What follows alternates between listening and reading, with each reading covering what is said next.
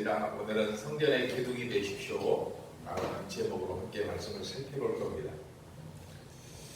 아일랜드 출신의 작가인 오스카 와일드라고 하는 사람이 쓴 지옥의 단편이라는 소설이 있습니다. 정말 말 그대로 단편 소설인데, 이 사람은 우리 본 것처럼 꽤 오래전에 태어난 분인데, 그 시대에 저 정도 옷을 입고 차림을 했다는 건 그 당시에 좀 기인에 속했겠죠. 좀 광인의 풍모가 그리고 천재입니다. 천재 작가인데, 그래서 굉장히 유명한 분입니다. 아마 이런 한두 번 정도는 들어봤을 거예요. 오스카 와일드. 이 오스카 와일드가 그 천재적인 상상력을 동원해서 예수님의 은혜로 병고침이나 죄사함을 받은 자들이 그 후에 어떻게 살았는지를 비판적인 시각으로 그려낸 소설이 바로 지옥의 단편이라는 소설이에요.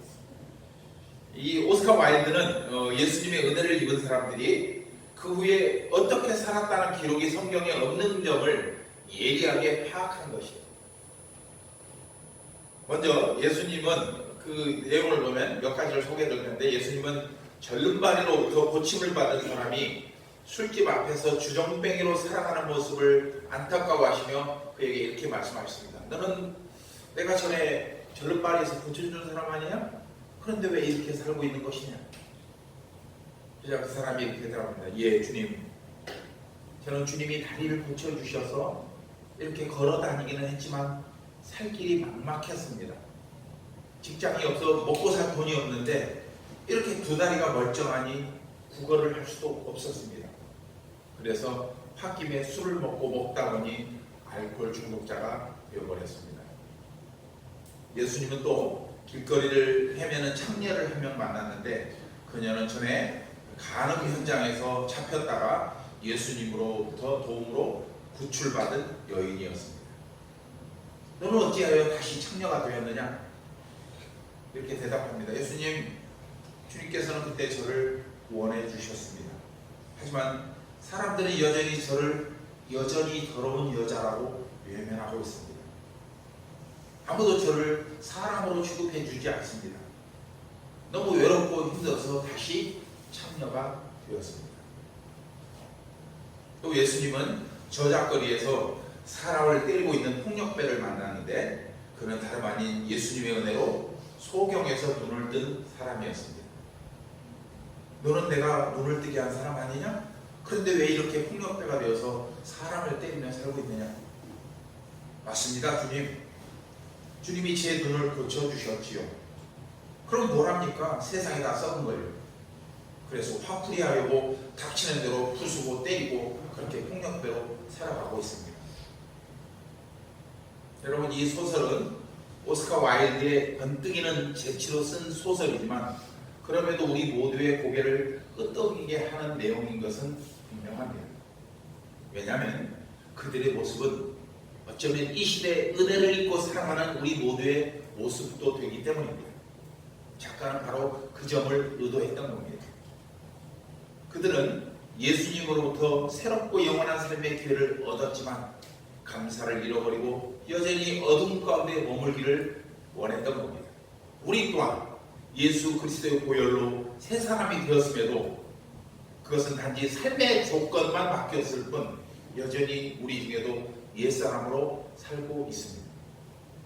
그들에게 예수님의 은혜는 새로운 존재나 새로운 관계로의 출발점이 아니라 단지 삶의 조건이나 방식만 바뀐 것에 불과했던 겁니다.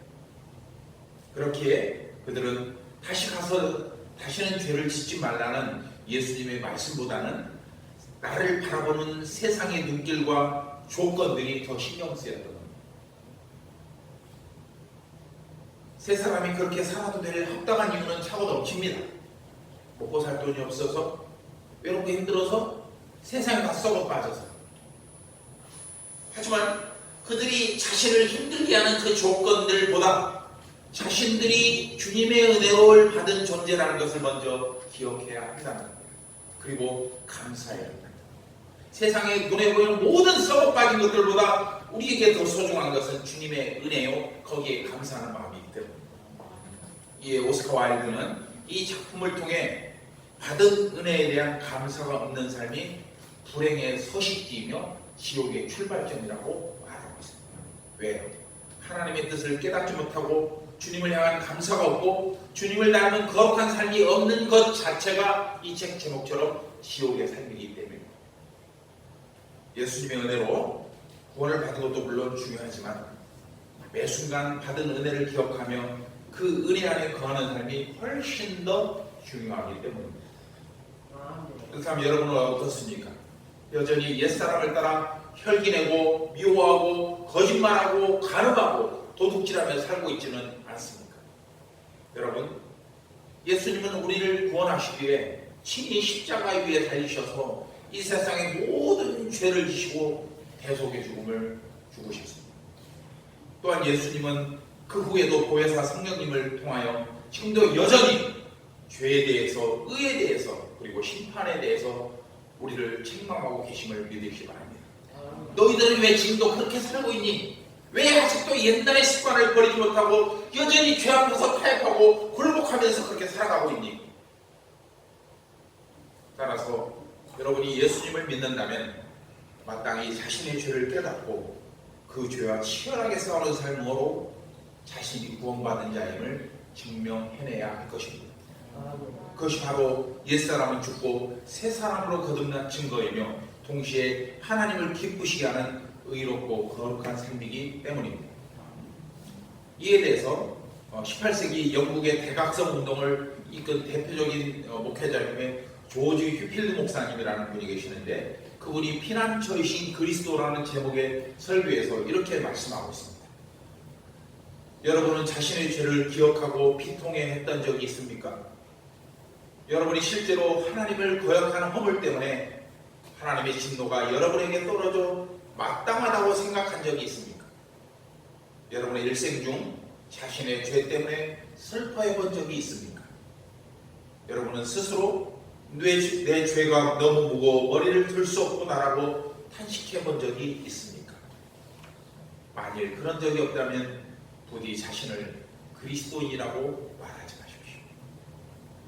그 목사님이 남긴 유명한 말씀이 있습니다. 일기장에 써놨는데 그게 뭐냐? 나는 녹슬어 버려지기보다 닳아서 없어지기를 원하노라. 이게 바로 조지 휠드 목사님이 남기신 말씀입니다. 녹슬어서 사람들과 쓸모없어서 버려지는 것보다 쓸 만큼 쓰여서 닳고 닳아서 더 이상 쓸 데가 없을 만큼 닳아지는 것이 훨씬 더 낫다는 뜻입니다. 오늘 설린교회 6주년 감사 예배를 드리며 오스카 와일드의 소설과 조지 휘필드 목사님의 설교를 소개한 이유는 분명합니다. 그리고 그 후에 어떻게 됐는데? 교회를 세우고 6년이 지났어요? 그 후에 어떻게 됐는데? 즉 여러분이 설린교회에 처음 발을 들여놓았을 때와 지금 여러분의 모습에 어떤 차이가 있는지를 살펴보기 위함이라.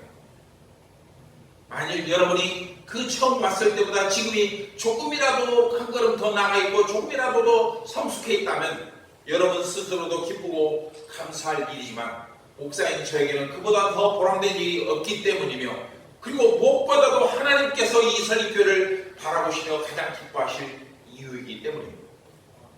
그렇지 않다면 어떻게 될까요? 그렇다면 오늘 이 시간을 신앙 성숙을 위한 새로운 출발점으로 삼아야 할 것입니다. 언제까지 엉거주춤한 상태로 서 있을 수는 없습니다. 뜨겁지도 않고 차갑지도 않고 미지근한 상태로 라오디게아 교회처럼 그렇게 머물러 있을 수는 없기 때문입니다. 오늘 전하는 말씀을 통해서 우리를 설린 공동체, 즉 성령 안에서 새로운 가족으로 묶어주신 하나님께 감사할 뿐 아니라 그 안에서 여러분의 신앙이 얼마나 더 성숙해졌는지 겸손한 마음으로 돌아보는 시간이기를 주의 이름으로 축복합니다. 6년 전 설립교회를 개척할 당시 사실 이 개척을 찬성하는 분은 아무도 없었어요. 한 명도 없었어요. 왜? 그 당시에만 해도 지금도 여전히 마찬가지지만 10개의 교회를 개척하면 그 중에 한 개도 안 살아남는다는 게 정론이었어요. 사람들의 중론이었어요. 그래서 다들 말렸습니다. 뭐 그 전에 저도 독일 갈 때도 다 말렸죠. 아무도 찬성하는 사람이 없었지만 근데 하나님의 은혜로 끝내 독일에서 공부를 하고 돌아왔지 않습니까? 그렇게 사람들이 말렸지만 그럼에도 저는 개척을 해야만 했습니다. 저를 말리는 그분들의 말을 믿지 못해서도 아니었고, 그리고 세상 다 망해도 나만큼은 성공할 수 있다는 확신이 있어서도 아니었습니다. 두 가지 이유가 크게 있는데, 먼저는 불신자를 넘어서서 하나님을 대적하기까지 했던 이 흉악한 죄인인 저를 용서하시고 또 주의 은혜를 감당하기 위한 그 사명자의 길을 걸어가신 그 은혜를 제가 감당할 길이 없었기 때문입니다. 저 같은 사람을 이렇게 목사까지 세워주셨는데 이 은혜를 어떻게 갚아야 될지 생각을 할 수가 없었어요. 오직 이것밖에는 하나님께 은혜를 갚는 일밖에 없다고 생각을 했습니다. 그리고 또 한 가지는 그렇게 이 개척하는 것만큼이나 힘든 독일 유학 생활을 할 때 그곳에서 하나님이 저에게 복음에 대해 크게 깨닫게 한 사건이 있었어요. 그리고 그것을 하나님 앞에 작정했어요. 제가 하나님 독일에 남아있지 않고 한국에 돌아가서 이 깨달은 이것을 한국에서 실천하겠습니다 라고 약속했던 게 있어요. 그게 바로 디아코니아라는 거예요. 개척자금도 한 푼도 없었어요. 단돈 10원도 없었어요. 하지만 전기 냄새 나는데 좀 다른 데다 꽂아야 될 것 같은데, 그때마다 하나님께서는 놀라운 방법으로 문제를 해결해 주시는 거고, 그리고 하나님의 은혜로 그렇게 교회를 개척했고 6년 후 오늘에 이르는 것입니다. 사실 개척을 준비하면서 저는 우리 가족의 생계는 전혀 염두에 두지 않았어요. 아직 생각조차 하지 않았어요. 왜냐하면 살려주시면 살고 죽으라시면 죽겠다는 마음으로 개척을 했습니다. 심지어 형편이 어려워서 뭐라도 해서 돈을 벌겠다고 하는 아내에게 제가 뭐라고 얘기했냐면, 당신이 할 수 있는 최선은 뭐다? 기도뿐이다. 당신의 최고의 직업은 기도다. 이렇게 얘기를 했습니다. 감사하게도 제 아내는 어려서부터 우리 장모님으로부터 보고 배운 좋은 습관이 있었어요. 그게 뭐냐? 기도 사명입니다. 기도 사명. 그것도 울면서 하는 기도. 그래서 정말 기도 열심히 합니다. 지금도 아내는 기도만 하면 옵니다. 교회 부흥을 위해서, 성도들의 가정을 위해서, 독일에 있는 아이들을 위해서, 심지어 교회를 떠난 사람들까지도 기도를 하고 있습니다. 그리고 부족한 저를 위해서 항상 기도하죠. 여러분, 때로 살면서 힘들고 외로워서 나만 남았다고 엘리야 선지자처럼 그런 생각이 들 때 여러분을 위해 눈물을 흘리면서 기도하는 제 아내가 있음을 기억하시면 힘을 내시기 바랍니다. 그리고 지금 처한 현실보다 더 크고 놀라운 은혜와 축복이 여러분의 삶에 이미 가득 채워져 있음을 영적인 눈을 열어서 발견하시기 바랍니다. 그렇게 우리는 지난 6년을 열심히 달려왔고, 하나님은 천하보다 소중한 여러분을 설린의 가족이자 믿음의 동역자로 보내주셨습니다. 수많은 고비가 있었지만 그럴 때마다 하나님은 놀라운 방법으로 은혜를 베풀어 주셔서 부족한 가운데서도 부족함이 없이 교회를 이루어가게 하셨습니다. 또 지난 2년 반 코로나로 인해 모든 교회가 어려움에 처하고 심지어 많은 교회가 문을 닫는 상황에서도 하나님은 우리 설교회를 붙들어 주셔서 흔들림 없이 맡은 사명을 감당하게 하셨습니다. 저는 그 이유를 두 가지로 꼽습니다. 여러분들의 놀라운 헌신과 주님을 향한 사역 때문이라고 저는 생각합니다. 부르는 노래는 뭐가 아낀다? 인기가 아끼지 않는다. 하나님의 일을 하는 교회는 절대로 하나님이 문을 닫게 하지 않는다. 그래서 저는 이 생각이 날 때마다 시편 23편이 생각납니다. 시편 23편 1절로 2절 시작. 여호와는 나의 목자시니 내게 부족함이 없으리로다. 그가 나를 푸른 풀밭에 누이시며 쉴만한 물가로 인도하시는도다. 아멘. 여러분, 다윗이 사울을 피해서 도망다니면서 잘 먹었으면 얼마나 잘 먹었고 잘 입었으면 얼마나 잘 입었겠습니까? 항상 불안하고 항상 쫓기고 항상 모든 것이 부족했지만, 그러나 그보다 더 큰 하나님의 보호하심이, 목자 되신 하나님이 있음을 믿었기에 다윗은 그 모든 어려움을 이겨낼 수 있었던 겁니다. 우리 설립교회도 마찬가지입니다. 개척교회가 가진 태생적인 한계가 분명히 있었지만, 그럼에도 여러분 모두가 하나님의 도우심과 약속을 믿으며 최선을 다해 맡겨진 사명을 잘 감당함으로써 작지만 큰 교회, 약하지만 강한 교회를 만들어 올 수 있었던 겁니다. 그렇게 우리는 다윗의 고백처럼 오늘 이후에 어떤 일이 벌어질지 전혀 염려할 필요가 없습니다. 왜냐? 이렇든 저렇든 모든 것을 누구께 맡기면 된다? 주님께 맡기면 됩니다. 23편, 10편 23편 6절 말씀 있습니다. 시작. 내 평생에 주의 선하심과 인자하심이 반드시 나를 따르리니 내가 여호와의 집에 영원히 살리리라. 아멘. 이렇든 저렇든 상관없이 누가 함께 하시기에, 주님이 함께 하시기에 나는 걱정할 것이 없다는 겁니다. 여러분 모두가 이 설린 공동체 안에서 주께서 베푸신 구원의 기쁨을 만끽하며 또 구원받은 자의 삶을 붙드사 은혜와 평강 베풀기를 기뻐하시는 하나님의 자비하심 안에서 날마다 새로워지고 깊어지는 신앙의 성숙을 이루어가시기 바랍니다. 하지만 우리 설린교회가 언제까지 개척교회와 미자립교회로 남아있을 수는 없습니다. 때가 되면 스스로 일어서서 먹잇감을 찾아 저 절벽에 날아가는 독수리처럼 우리 또한, 우리 설립교회 또한 스스로 일어설 수 있는 교회로 성장해 나가야 합니다. 그러나 우리만 살기 위한 교회로 머물러서는 안 되고 오히려 세상을 살릴 수 있는 능력을 갖춘 교회로 성장해 나가야 합니다. 이것이 바로 2022년 올해 하나님께서 우리 설립교회와 성도 여러분에게 주신 이사야서 60장 1절 말씀입니다. 시작. 일어나라 빛을 발하라 이는 네 빛이 이르렀고 여호와의 영광이 내 위에 임하였음이니라. 아멘. 그러므로 여러분 여호와의 권능이 여러분을 붙들고 계심을 믿으면서 일어나시기 바랍니다. 빛을 발하시기 바랍니다. 그리고 하나님의 영광을 드러내시기를 주의 이름으로 축복합니다. 바로 이 일을 이루기 위해서 하나님은 여러분을 설립교회로 부르셔서 오늘 본문 말씀처럼 성전의 기둥처럼 맡긴 사명을 감당하게 하셨습니다. 따라서 오늘의 설립교회가 있게 된 것은 가장 먼저는 하나님의 은혜요 축복이며 또 하나는 그처럼 위대한 하나님의 역사 가운데 순종하며 나오는 여러분의 아름다운 헌신이 있었기 때문입니다. 이 모든 은혜를 베푸신 우리 하나님과 또 그렇게 6년 동안 수고한 여러분 모두를 위해서 우리 감사와 축하의 박수를 드립니다.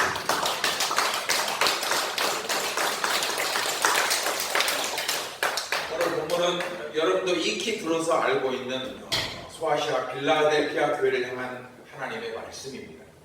하나님은 요한을 통해서 소아시아 지방의 7교회에게 편지를 보내셨고 오늘 본문은 그중 한 교회인 빌라델피아 교회를 향한 말씀입니다. 중요한 점은 모든 교회들이 칭찬과 책망을 들은 반면 빌라델피아 교회는 책망은 없고 칭찬과 격려로 채워져 있음을 보게 됩니다. 빌라델피아 교회에 관한 자세한 내용은 나중에 요한계시록 강의할 때 좀 더 자세히 살펴보도록 하겠습니다. 우리 장모님 빌라델피아 지방을 다녀오셔가지고 지금도 그 모습이, 그 교회의 모습이 생생하게 기억이 난다고 하십니다. 하지만 정작 빌라델피아 교회의 현실을 보면 주님의 칭찬을 들을 만큼 큰 능력을 갖고 있지 못했습니다. 그런데 그걸 역으로 생각하고 오히려 그것이 하나님의 칭찬을 듣는 조건이 되었던 것을 우리는 볼 수 있는 것입니다.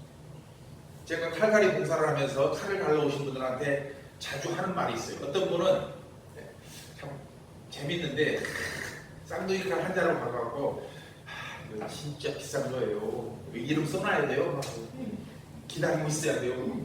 잃어버릴까 봐. 제가 지금 5만 자루 칼을 갈아 왔는데 칼 잃어버린 적 한 번도 없어요. 걱정하지 마시고. 남의 칼은 재수없다고 안 써요. 실제로 안 가져가요, 사람들이. 그러면서 제가 그 사람들한테 한 말이 있습니다. 비싼 칼이 반드시 좋은 칼이 아니고 싼 칼 또한 반드시 나쁜 칼이 아니다. 여러분 이건 제가 칼 갈면서 깨달은 이치예요. 세상에서는 비싼 칼과 싼 칼이 있어요. 근데 비싸다고 다 좋은 칼이 아니고 싸다고 다 나쁜 칼이 아니에요.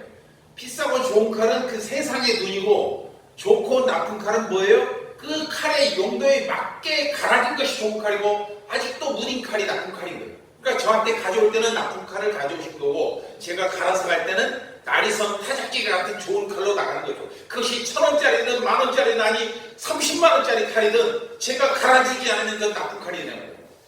맞습니까? 틀립니까? 아멘. 바로 이것입니다. 칼은 장식용이 아닌 이상 사용하기 위해 만들어졌기에 좋은 칼이란 뭐냐? 사용하기에 편한 칼, 잘 드는 칼, 날이 선 칼을 의미한다는 거예요. 여러분들이 그렇게 되시기를 주의 이름으로 축복합니다. 여러분, 큰 능력을 갖고 있음에도 일을 못하는 사람이 있는 반면 지극히 작은 능력으로도 큰 일을 해내는 사람이 있습니다. 왜요? 능력의 가치는 얼마나 많은 것을 소유하고 있느냐에 있지 않고 가진 능력을 얼마나 잘 활용하면서 사느냐에 있기 때문입니다. 소아시아에 있던 7교회 가운데 필라델피아 교회는 겉보기에는 그다지 능력 있는 교회가 아니었습니다. 작은 능력이었어요. 어린아이와 같은 능력이었어요. 그때나 지금이나 마찬가지로 교회가 능력이 있다고 하면 사람들은 흔히 눈으로 볼 수 있고 손으로 꼽을 수 있는 것을 그 기준으로 삼습니다. 서울에 있는 어떤 교회는 성도들 중에 총리와 전현직 장차관이 많이 있고 심지어 판검사는 얼마나 숫자가 많아서 그 사람들끼리만 어울리는 그룹 모임이 있다고 자랑하는 것을 들은 적이 있습니다. 저쪽 대법원 앞에 있는 모 교회가 바로 그 교회입니다. 물론 겉으로 볼 때 그 교회는 얼마든지 자랑할 조건이 많고 실제로 그 교회는 작은 교회가 하지 못하는 큰 일을 이루고 있는 교회인 것도 맞습니다. 하지만 하나님의 칭찬은 교회가 교회의 크기나 맡은 사역의 중요함에 따라 정해지지 않는다는 것입니다. 모든 사역과 모든 구원이 똑같이 소중하고 똑같은 무게를 갖고 있습니다. 만일 그런 기준으로 우리의 믿음을 평가한다면 오늘 본문에 등장하는 필라델피아 교회는 자랑할 만한 조건을 찾기 어려운 교회였습니다. 하지만 필라델피아 교회는 소아시아 7교회 중에서도 주님의 칭찬만 받은 으뜸 가는 교회였습니다. 계시록 3장 8절 시작. 네가 내 행위를 아노니 네가 작은 능력을 가지고서도 내 말을 지키며 내 이름을 배반하지 아니하였도다. 아멘. 특히 여기서 말하는 작은 능력이라는 표현은 뭐냐? 눈에 띄지 않는 능력, 잘 보이지 않는 능력, 그리고 드러나지 않는 능력을 의미합니다. 여러분, 이처럼 강하고 큰 능력은 눈에 잘 보이지 않고 드러나지 않습니다. 즉 필라델피아 교회가 가진 능력은 세상 사람들이 바라보는 그런 겉으로 드러난 능력이 아닌 필라델피아에 있는 몇 안 되는 성도들의 심령에 깊이 가지고 감추어진 믿음의 능력이었던 것입니다. 사람들 눈에는 그것이 보이지 않았지만 그러나 하나님은 그들의 믿음을 인정해 주셨고 그것을 능력으로 삼아 주셨고 오늘 본문 같은 놀라운 칭찬을 보여주실 겁니다. 그렇게 필라델피아 교회 성도들은 그 능력을 의지하여 위대한 믿음의 역사를 이뤄냈고 2000여 년이 지난 지금까지도 우리가 필라델피아 교회를 본받자고 말하고 있습니다. 제가 독일에서 한 약 1년간 목회를 했던 교회 이름이 바로 필라델피아 교회입니다. 오버하우젠에 있는데 그렇다면 그 필라델피아 교회는 어떤 역사를 어떤 위대한 역사를 이루어냈을까요? 먼저 필라델피아 교회는 작은 능력을 가지고도 주님의 말씀을 지켰습니다. 그런데 오늘 본문에서 말씀하는 작은 능력이란 필라델피아 교회가 닥쳐오는 환난과 핍박을 감당할 능력이 없다는 것을 의미하기도 합니다. 즉 작은 능력이란 어린아이처럼 작은 그런 것을 의미합니다. 그리고 그 작은 능력은 대부분 사람들이 볼 때 겉으로 드러나 보이는 것이었을 겁니다. 적은 성도수, 부족한 재정, 그리고 성도들의 힘금. 그 당시 필라델피아 교회 성도들은 대부분 평민 아니면 노예 출신들이었을 것입니다. 특히 그 당시 상황에서 볼 때 필라델피아 교회는 권력을 가진 사람이 없이 평민이나 노예 계층이 대부분이었기 때문입니다. 그뿐 아니라 필라델피아라고 하는 도시는 주후 17년경에 일어난 대지진으로 인해 온 도시가 폐허로 변했습니다. 그래서 오늘 본문이 계시록이 쓰여질 당시 그 필라델피아 교회를 그 당시 소아시아에 있던 사람들이 뭐라고 별명했냐면 지진이 충만한 필라델피아 이렇게 말을 불렀다고 합니다. 얼마나 지진이 자주 일어나냐면은 제가 2003년도에 2002년, 2003년도에 터키를 갔을 때 제가 가기 한 달 전에도 그 동네에서 지진이 일어났다고 합니다. 지금도 여전히 지진이 많이 일어나는 동네입니다. 하지만 필라델피아 교회는 자신들도 깨닫지 못하는 놀라운 능력을 소유하고 있었습니다. 그게 뭐냐? 바로 예수님의 말씀을 부인하지 않는 능력이었습니다. 그리고 성도들은 그처럼 모든 시련과 환난을 넉넉히 그 능력을 의지하여 이겨냄으로써 하나님으로부터 열린 문이라는 놀라운 약속을 받게 되었습니다. 그리고 이 열린 문이라고 하는 표현은 모든 환난과 역경을 믿음으로 이기고 승리한 교회에게 주어지는 하나님의 약속이기에 아무도 그 약속을, 그 문을 닫을 자가 없습니다. 왜냐하면 그 문을 열고 닫는 열쇠는 오직 누구에게만 있기 때문에 예수 그리스도만 소유하고 계시기 때문에. 계시록 3장 7절 말씀 시작. 거룩하고 진실하사 다윗의 열쇠를 가진 이 곧 열면 닫을 사람이 없고 닫으면 열 사람이 없는 그가 아멘입니다. 여러분, 나라를 지킬 능력이 없으면 나라가 망합니다. 재산을 지킬 능력이 없으면 재산을 잃고, 명예도 그렇고 모든 것을 지킬 능력이 없으면 다 무너져버립니다.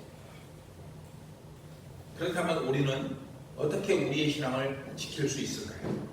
그것은 우리에게 주신 하나님의 말씀을 지킬 때 가능합니다.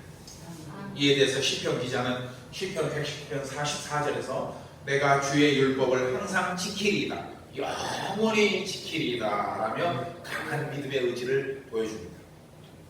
우리는 이 한 절 말씀에서 이 시편 110편을 쓴 시인의 강한 신앙적 의지를 발견할 수 있습니다. 주님의 말씀을 항상, 그리고 목숨을 바쳐 지키겠다는 의지가 보여집니다. 즉, 이 말씀은 즐겁든지 괴롭든지 잘 살든지 못 살든지 성공하든지 실패하든지 오직 주의 말씀만 지키며 살겠다는 고백인 것입니다. 여러분, 우리는 왜 말씀을 지키며 살아갈까요? 그 말씀을 지키지 못하면 우리가 인생의 향방을 잃어버리고 헤맬 수밖에 없기 때문입니다. 그렇다면 우리 설린에 속한 여러분은 능력이 많은 존재입니까? 아니면 아무 능력도 발휘하지 못하는 존재입니까? 사실 이런 질문 자체가 좀 어리석고 가치가 없습니다. 왜냐하면 중요한 것은 눈에 보이는 능력이 아닌 작은 것이라도 지키는 순종하는 마음으로부터 나오기 때문입니다. 여기 모인 우리는 사실 세상에 자랑할 만한 것이 별로 없습니다. 하지만 우리에게는 세상이 알 수 없는 능력이 있음을 여러분 꼭 믿으시기 바랍니다. 그 능력은 우리를 구원하신 예수 그리스도께서 주신 능력이고, 우리는 그 능력을 오직 믿음으로만 받았습니다. 따라서 우리의 삶에서 그 능력이 빛을 발하기 위해서는 우리가 가진 이 믿음을 에너지로 사용하는 것밖에는 다른 방법이 없습니다. 세상에서는 가지고 있는 것으로 능력을 삼지만 우리는 그 능력을 믿음을 통해서 얻을 수 있기 때문에, 그리고 그 능력을 발휘하기 위해서는 또 다시 믿음이 소요되기 때문입니다. 여러분에게 부족한 것, 그것이 무엇일지라도 이 믿음의 능력만 있으면 그 모든 부족함이 풍족함으로 바뀔 것을 믿으시기 바랍니다. 서로 세상이 인정하는 물질적인 풍족함이 없다고 할지라도, 세상이 좋아하는 건강이 없다고 해도, 권세가 없다고 해도 이 믿음의 능력은 그 자체로 자족하고 감사할 수 있게 만드는 능력이기 때문입니다. 제가 교회와 여러분을 위해 기도할 때마다 항상 감사한 것은 그런 부족함 속에서도 믿음의 능력이 흐르고 있음을 느끼기 때문입니다.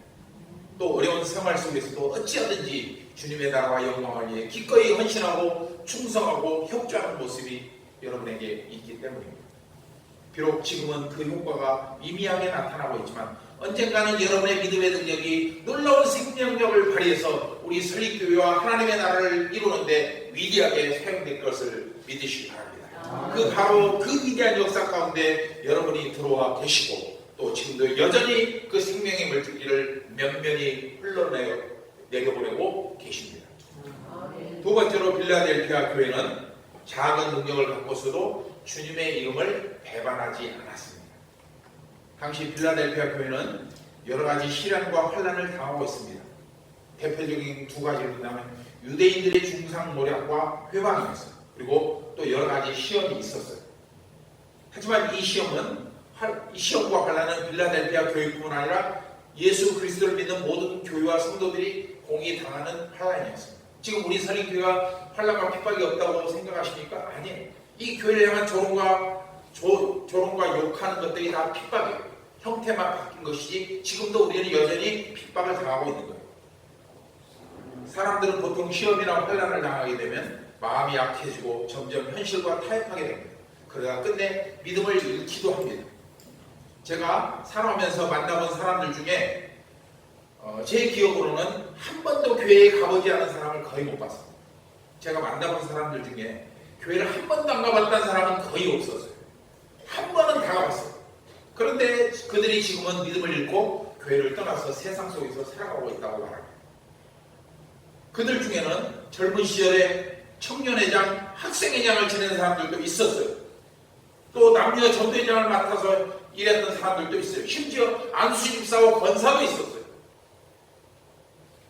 그렇다면 그들은 어쩌다가 믿음을 잃고 그렇게 세상 속에서 살고 있을까요? 그들은 대부분 이 시험과 환난의 의미를 제대로 이해하지 못해서 현실과 타협하다가 결국 믿음을 잃어버리게 된 것입니다. 여러분, 사탄은 우리가 알고 있는 것보다 훨씬 더 은밀하고 악랄하게 우리에게 접근한다는 사실을 꼭 기억하시기 바랍니다. 내가 생각하는 것보다 훨씬 더 단수가 높다는 거예요. 그냥 무시하고 지나쳐도 될 일을 그 일로 인해서 내 마음에 괜히 짜증이 났어요. 아무 일도 아닌데 내 자존심이 상해버렸어요. 그런데 시간이 흐른 뒤에 차분히 생각해보면 그것도 부끄럽기도 하고 또 멋쩍게 되는 그 모든 실수와 허물, 바로 그 배후에 누가 있냐? 나를 시험에 빠뜨려 믿음을 잃게 하려는 사탄의 음모가 숨겨져 있다. 특히 오늘 본문에서 배반한다는 표현은 누군가로부터 등을 돌리는 것을 의미합니다. 즉 내가 빛을 바라보고 있으면 어떻게 돼요? 그 빛이 내 얼굴을 밝게 비추지만 내가 등을 돌려버리면 어떻게 해요? 곧바로 내 얼굴은 그늘지는데 이것이 바로 배반이라는 겁니다. 우리의 신앙도 이와 같습니다. 신앙생활을 오래 하다 보면 자신의 믿음이 꽤 깊어졌다는 착각에 빠질 수도 있습니다. 그러나 그때가 가장 위험한 때임을 여러분 꼭 기억하시기 바랍니다. 여러분, 우리의 믿음은 기억하십시오. 우리의 믿음은 단지 주님의 빛을 받아서 반사하는 수준에 불과합니다. 우리 것이 주님이 우리에게 믿는 믿음은 주님의 은혜와 주님의 능력이 반사위한 반사판의 거울판이라는 거예요.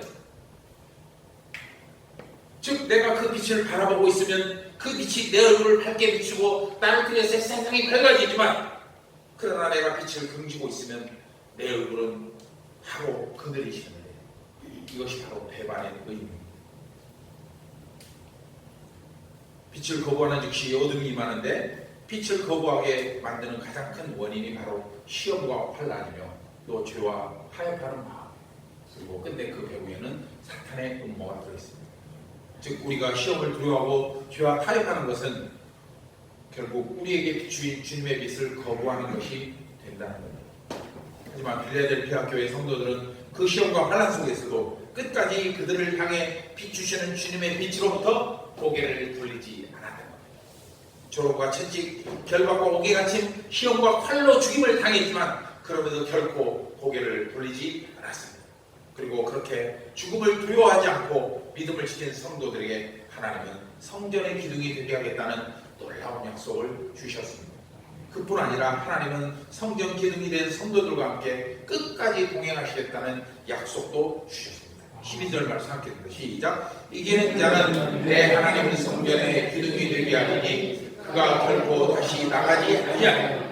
내가 하나님의 이름과 하나님의 성 곧 하늘에서 내 하나님께로부터 내려오는 새 예루살렘의 이름과 나의 새 이름을 그 위에 기록하리라. 아멘. 빌라델피아 교회는 이처럼 주님을 배반하지 않음으로써 하나님께서 주시는 최고의 상, 즉 성전 기둥의 상을 받게 되었습니다.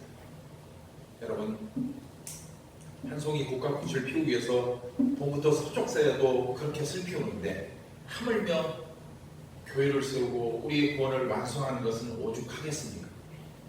그러므로 저와 여러분은 하나님께서 독생자 예수 그리스도를 십자가에 내어주시고 얻은 천하보다 소중한 생명임을 꼭 기억하시기 바랍니다. 우리가 이것을 깊이 깨닫는다면 그렇다면 우리는 어떤 상황에서도 말씀을 지킬 수 있고 또한 주님을 배반하지 않을 수 있습니다. 그리고 그렇게 환란 속에서도 믿음을 지킨 필라델피아 교회는 하나님의 성전을 지탱하는 거대한 기둥이 되었습니다. 지금도 필라델피아 지역에 가면 그 교회 기둥이 남아있는데, 물론 이 요한계시록에 쓰여질 당시 세워진 기둥은 아니었는데 그 이후에 세워진 기둥인데, 장로님 말씀에 이 건물보다 더 두꺼운 기둥이 있다고 합니다. 저도 봤어요. 봤는데 그렇게 큰 기둥이 있는데 지금은 많이 폐허가 되어 있지만 그 기둥이 지금도 남아있습니다. 저는 우리 설립교회가 필라델피아 교회처럼 주님의 말씀을 늘 지키고 또 그분을 어떤 경우에도 배반하지 않는 그런 좋은 교회가 되기를 소망합니다. 하지만 그것은 우리의 능력으로 되지 않습니다. 오직 예수 그리스도를 향한 믿음과 그 믿음을 기뻐하시는 주님의 능력이 여러분에게 임할 때만 가능합니다. 하나님의 꿈이 나의 비전이 되고 예수님의 성품이 나의 인격이 되고 성령님의 권능이 나의 능력이 될 때 우리는 그것을 능히 이루어낼 수 있습니다. 즉 우리 각 사람이 성령 충만할 때 설립교회는 능력 있는 교회가 되고 또한 세상을 구원하는 아름다운 교회를 이루어갈 수 있습니다. 오늘 말씀을 마음에 깊이 새기고 언제 어디서나 나를 향해 비추시는 주님의 빛 앞에 담대히 나아가는 여러분 모두가 되시기를 주님으로 축복합니다. 기도하겠습니다.